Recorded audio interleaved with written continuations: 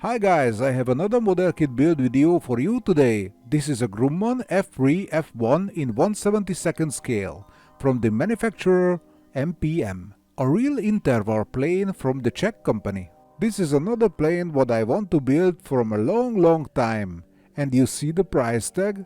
I bought it very cheaply, because this was a second-hand kit again. I paid for it 4,500 forints, which is around 12 euros or 14 US dollars.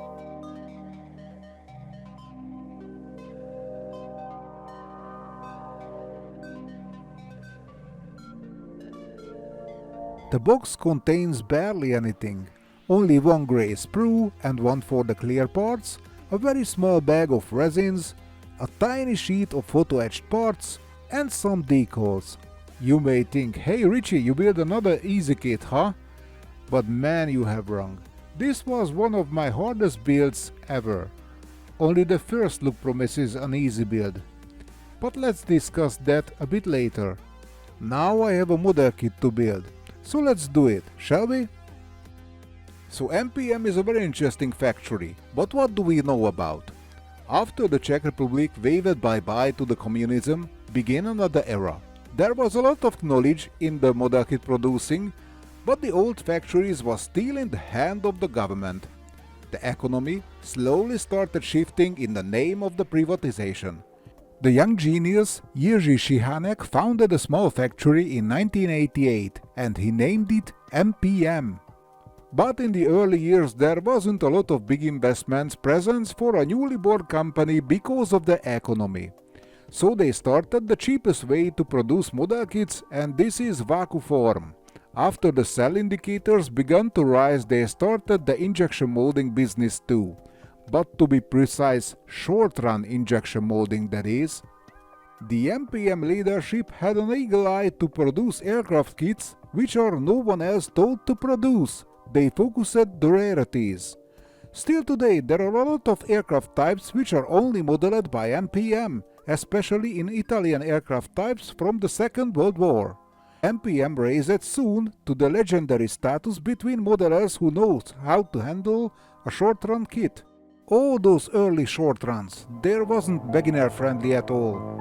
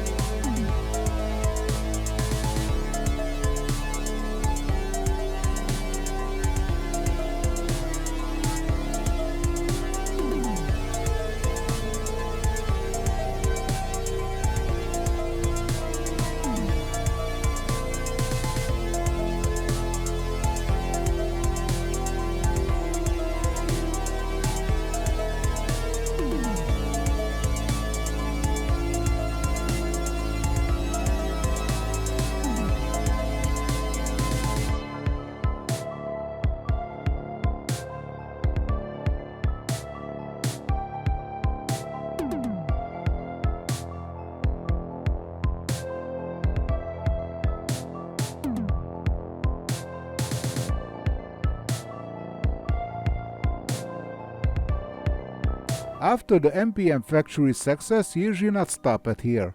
He founded a few other daughter companies too. He founded Special Hobby and CMK2.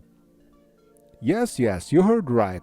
That Special Hobby, the famous one. As you see, this was a lot of factories under the same umbrella.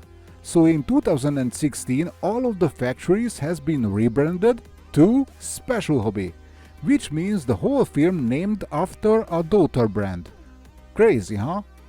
But what is this short-run injection molding technique what I mentioned before? There is three kind of answer for this question. The first one is a long dry answer what only engineers understand, so I skip that. The second answer is much shorter. Short-run injection molding is very similar to the regular injection molding when the pressurized hot plastic gets pressed into the form. The main difference is the molding form. It is made of aluminum instead of hardened steel.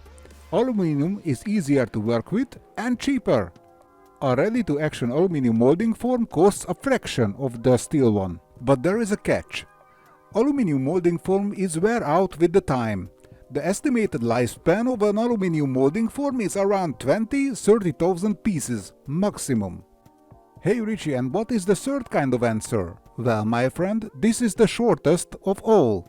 MPM made limited edition model kits without knowing it. Think about so, there is a model kit from a rare airplane in a limited edition. What does it mean? Well, some MPM model kits price skyrocketed in the used market. Luckily not all of them. Hey Richie, which modeling factory was the first who used this mysterious short-run technique? My friend, my English viewer will become proud after I answered this, because it was Pegasus Hobby. And if you check around my channel, you will find the Pegasus Hobby Nakajima Kikka build. Go check it. Of course, after you watch this video.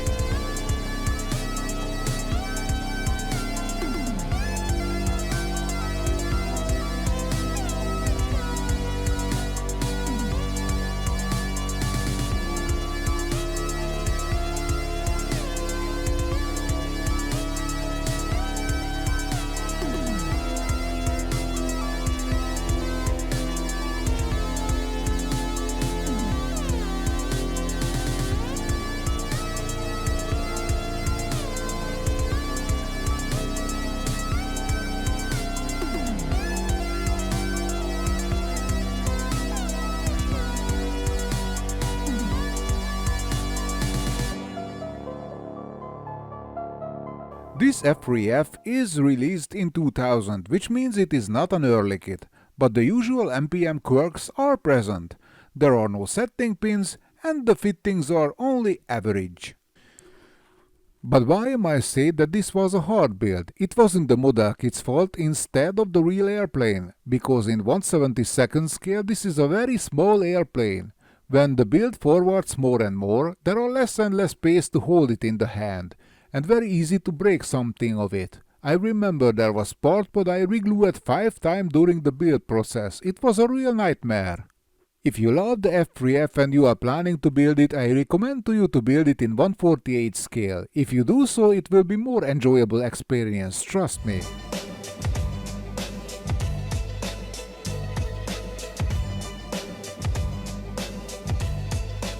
But there is one thing what I don't like on this MPM kit. The decals, they are too thin. If you touch them anything but with the wooden tool, they snap to fragments. And you get a crazy puzzle like me here.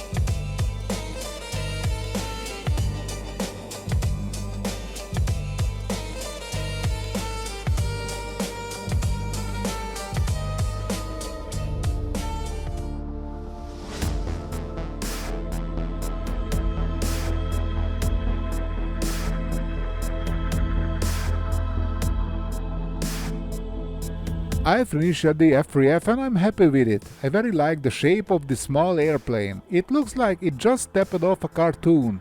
Somehow this Grumman airplane never got a nickname, you know, with the cat at the end. Like Hellcat, Wildcat or even Tomcat. So I thought I'd give one for it, because the F3F never saw combat in the American service. Maybe the Freedom Cat is a good name for it, what do you think?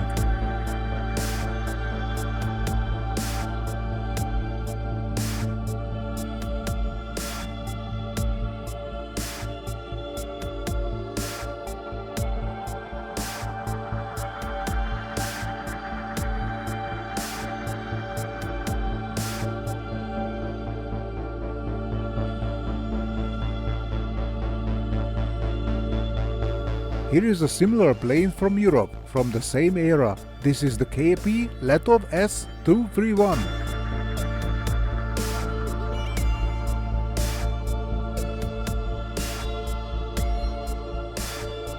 And another intervar airplane, the GB from a model.